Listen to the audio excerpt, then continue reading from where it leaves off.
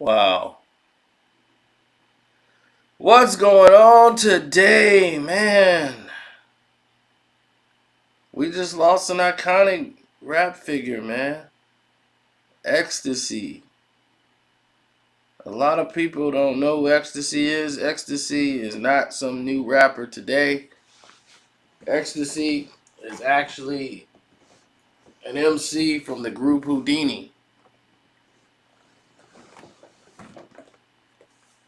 Man, you know, man, passed away at the age of 56. They never said it, but people are saying he had COVID.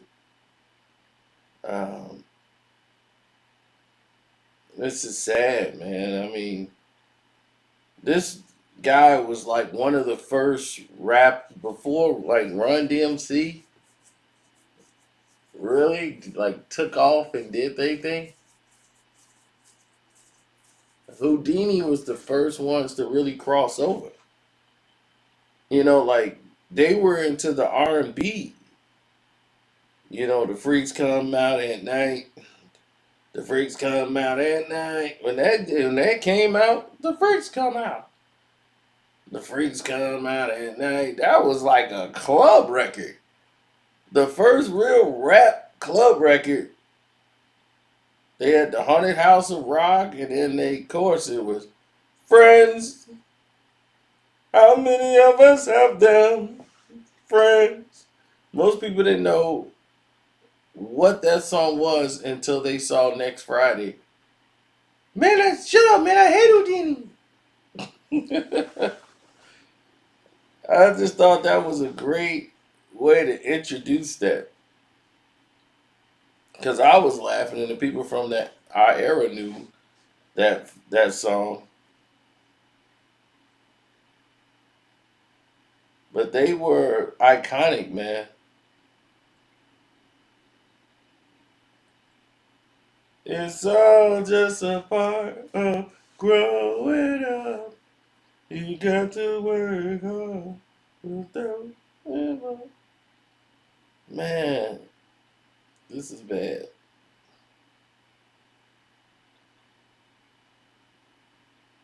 I mean, he was the one with flair. It was to show people like Ice-T how to do it.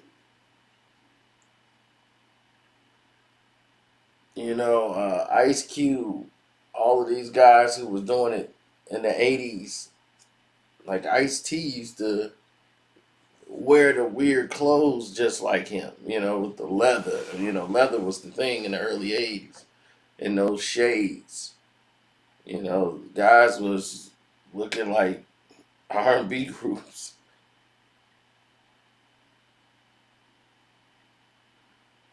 So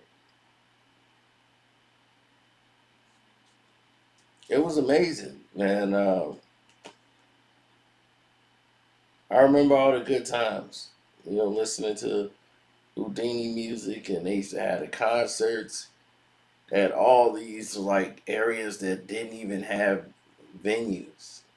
Like they were performing at skating rinks and places that they're not even around no more, like the Pavilion Box. They were at the Copper Center. They were at events and places that some people like they've knocked these places down, and they would come and perform. I had so many people show up and start telling us different, like different tales, different stories about Whodini and what they were really about after the fact, like years later. Like all the other rappers from LL Cool J and like some of the things in their stage performance was blowing people away. Because they were entertainers. And Kool Moe Dee kind of borrowed a lot of Ecstasy's style. So when you saw Kumo D come on stage and he had his dancers, they would dress like Whodini with the shades, the leather from head to toe, and the dancers would do the steps, and he was like interact with the audience. So for everyone else, this was unusual, but you got a show. It was entertainment. You just couldn't stand on stage, and not do something. You have to find a way to interact with the audience to draw them into you.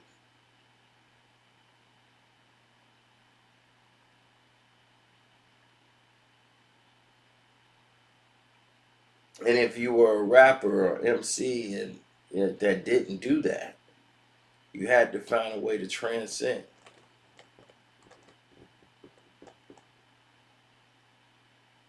And Ecstasy was one of those guys who had the voice, man. He had the gift.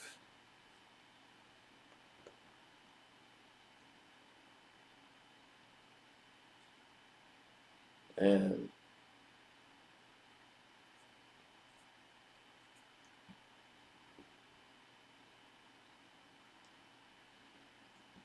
rest in peace to that brother, man.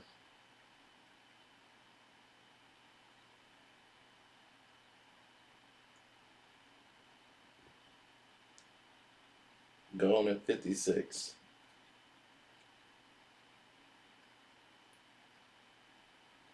56 is pretty young, bro.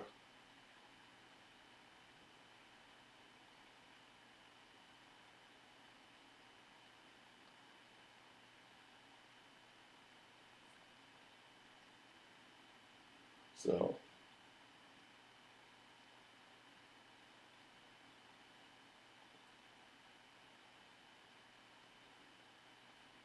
man, that's crazy sitting here thinking about it.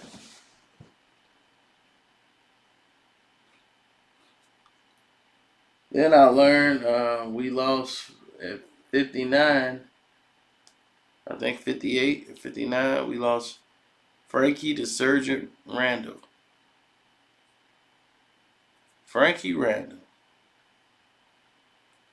the first man ever to beat Julio Cesar Chavez.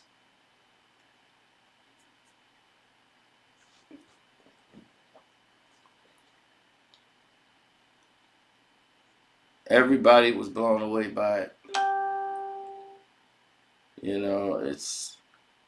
It's one of those situations you see it and you're like, no. Like, really? Not him. Like, the surgeon is gone? Frankie Randall. Man, he was a surgeon in the ring. And he felt he never got his props. Fighting under Don King, he was always mad because Don was shortchanging him in fights and he was overlooked. The one getting the type of fights, people felt,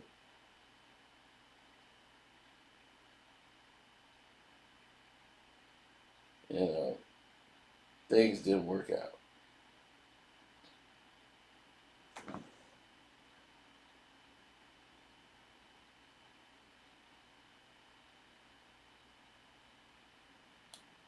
But going into that Chavez fight, I'll never forget it.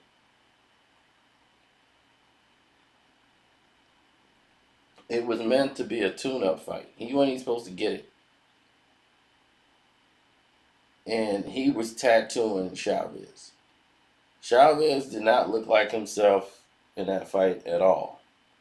He was just walking straight into shots all night long. And then for the first time in anybody's life, they saw Chavez get dropped.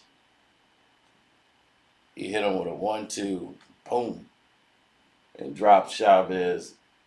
And that basically cemented the victory for Randall.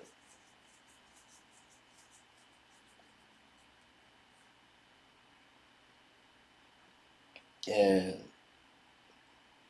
He shocked the world.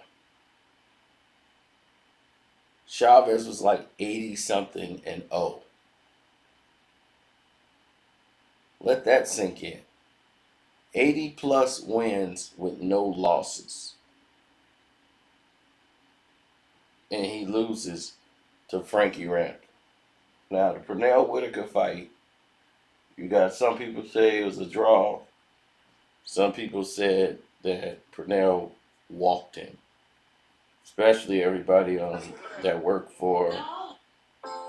Sorry, especially everybody that worked for Sports Illustrated at the time felt that he won.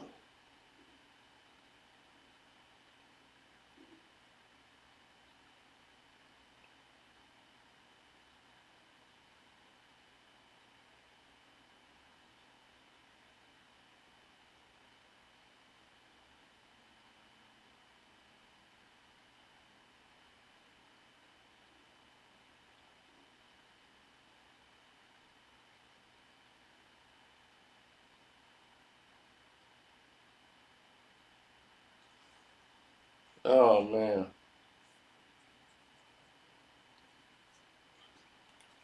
Well,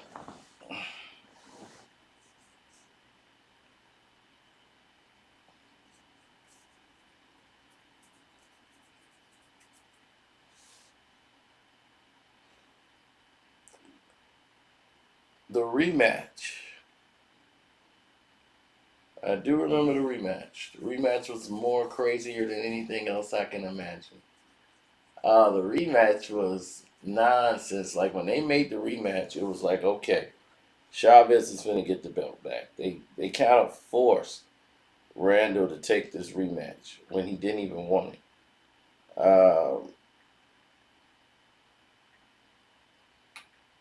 I remember him being so upset about this, and he was in better shape and ready for it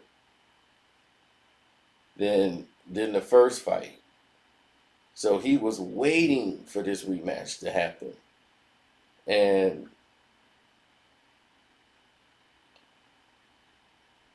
when the fight was getting ready to kick off, you know, he was just like, there's no way I'm going to lose this fight. He was on his way to having another performance. And something happened with a cut, and he went to the cards early, and there was. They basically snatched a victory from him. He was livid. And he felt Don King was behind it because he didn't sign back with Don. And at that time, he was done.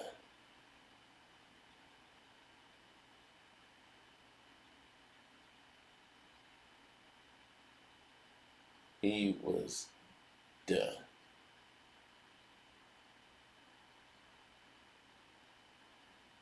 Unbelievable.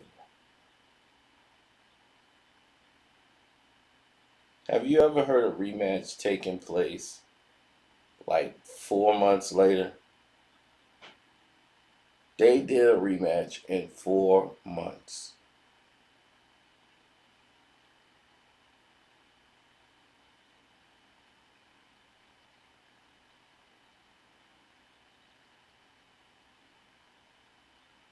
They went 8 rounds.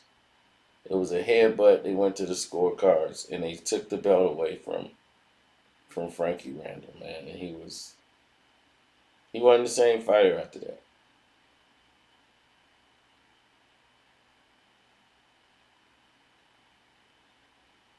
His heart was not in it.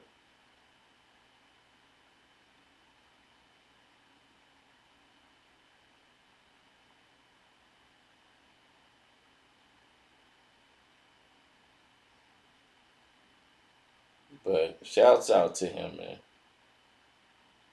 And man, this is a down day, bro. It's a down day. It really is. But I gotta get my day going on. I'm gonna get out of here, man. God bless their families, relatives. Whew.